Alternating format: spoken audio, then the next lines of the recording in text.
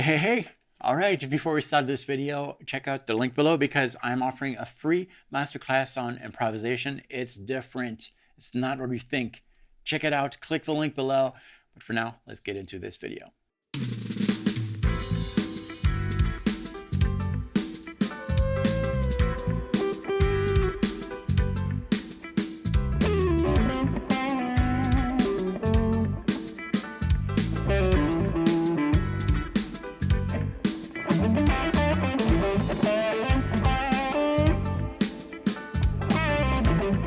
Improvisation is often a blend of two different things.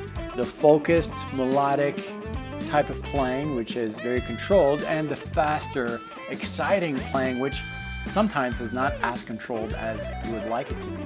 Today we're going to talk about that particular aspect of improvisation, the faster, shreddy type of thing that needs to be controlled. How do you do that? Well, by planning your moves. Grab your guitar. We're going to get started right after this.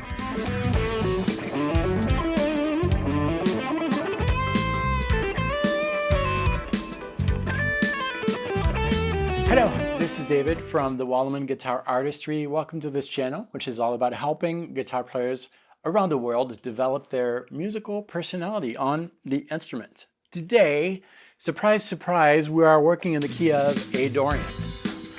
It's a very popular key here on the channel. This backing track and the charts that go with today's lesson can be downloaded for free. Very simple. Below, in the description of this video, there's a link that'll take you to a sign-up page. Sign up once, completely free, and you'll get access to the assets for this video and all the other videos well, not all the other videos, no, many other videos on the channel.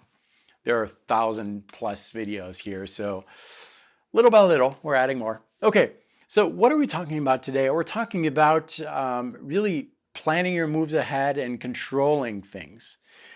First of all, the biggest misconception that players have when they're wanting to add some faster lines into your playing is that there's a technical difficulty here.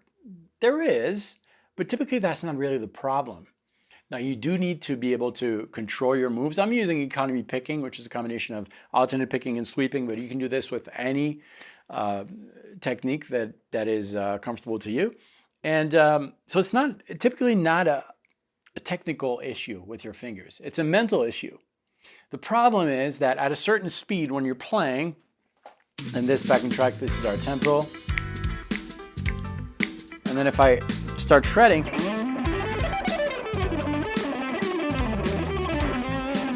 my brain can't follow.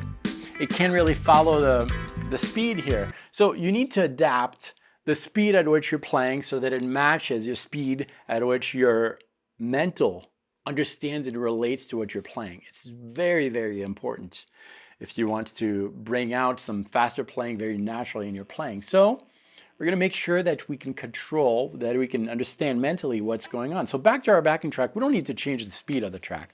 We just need to change the speed at which we're thinking about the notes. Maybe we'll just do 8 notes. Da, da, da, da, da, da, da, da. Can you follow along? Can you understand what I'm playing? If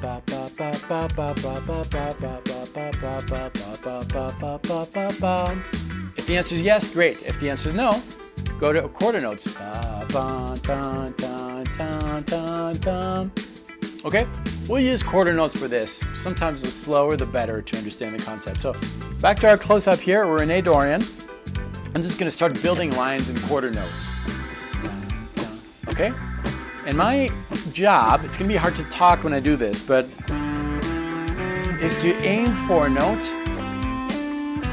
I'm going to aim for the 6th. Which is right there.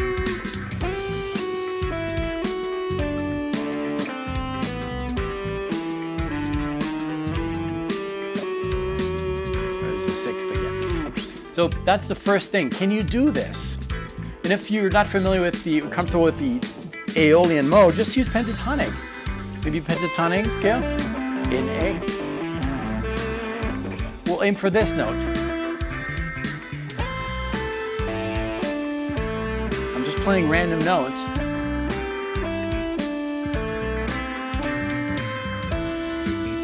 Within the minor pentatonic scale, right? That's really the first step. So understanding how your brain can adapt to your playing, or playing can adapt to your brain, is really important. That connection needs to happen. It can only happen at slow speed. Fast speed, you can't. You will eventually, but you've got to start slow. It's very much like speaking. When I'm talking to you, my mental is connecting to all those things. The ideas that I have that I'm translating into words, it's got to come at a certain speed. You can practice that speed. Rappers do it all the time. They can do it very fast, but you've got to start really slow. So incorporating these ideas. And then that was for the note approach. You're aiming for an interval, a note, a sound. That's what we did. You can also do that with rhythm things. Maybe you want to try to end on the strong beat, on the 1 of the track. So let's try that. Again, very, very short speed, little quarter notes. And I'm going to end my phrase on the beat, which with quarter notes, you have to. 1,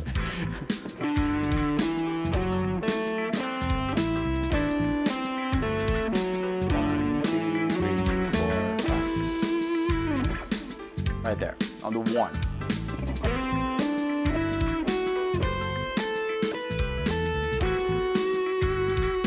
Once you're comfortable with that, targeting for certain notes, thinking rhythmically, graduate to 8th notes. So that's the next speed up, 8th notes, 2 notes per beat. And again, your mental needs to follow what you're doing. Aiming for certain notes, aiming for certain rhythm motifs, know when you're gonna end.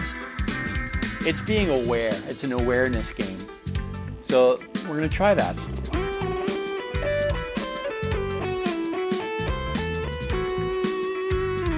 Great, that was a line that works.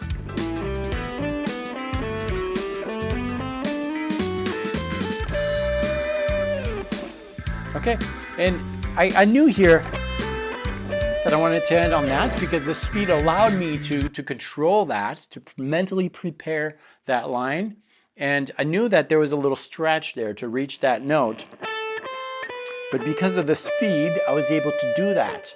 I was able to be aware of that particular stretch that was going to happen. It's really that awareness is so important. Do this 10 minutes, 15 minutes, every time you grab your guitar over a backing track, over this backing track, or any of the backing tracks that you can get in these lessons. And it's truly going to change your approach to music. You're going to feel more in control. And that doesn't mean that you need to play at that speed all the time. Of course not. But the more you do this, the more when you do play fast, things will start happening and you'll start feeling more in control of your music. I don't know if many players are going to take this advice, but those who do are going to reap the rewards. I promise you that the rewards are fantastic. Feeling more in control of your music, telling your own story, controlling this to tell your own musical story. All right, that's what I had for you today. Make sure you grab these, the backing track and the charts. And if this is your first visit, thank you very much for stopping by. Consider subscribing. Monday, Wednesday, and Friday there's a new video, just like this one coming out. Just a simple concept, simple thing, seed that if applied will grow into something unique and personal that will help your playing. Thanks so much for watching this. Practice well, and I'll see you next time.